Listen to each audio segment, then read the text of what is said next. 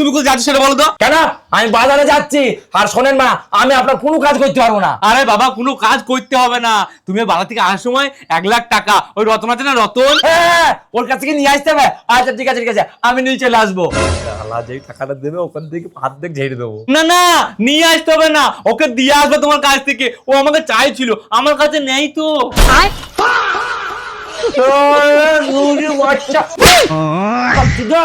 তুই ধার করে খাবি আর আমি টাকা দেবো? বেরো এখান থেকে।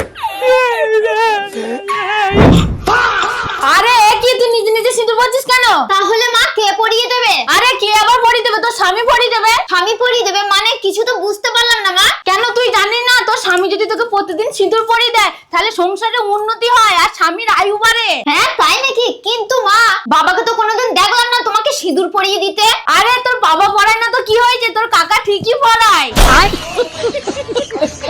যা যা ঘরে যা, ঘরে গিয়ে স্বামীর কাছে সিঁদুরটা পরে নিগা। আচ্ছা ঠিক আছে। কই গো, বলছে আমাকে সিঁদুরটা পরিয়ে দাও না। কেন? তোমার হাতে কি হয়েছে? তোমার হাতে কি গুলে গেছে নাকি? আরে অত প্রশ্ন করো কেন? পরিয়ে দাও না, তাহলেই তো হয়। কিন্তু তোমাকে সিঁদুর পরিয়ে কি হবে সেটা তো বলতে হবে। আরে আমাকে যদি তুমি প্রতিদিন সিঁদুর পরিয়ে দাও না তাহলে সংসারে উন্নতি হবে আর তোমার আয়ু বাড়বে। আমার বাল বাড়বে।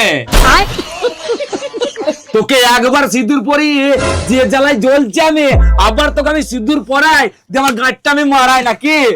আর আসার এখান থেকে। হ্যালো।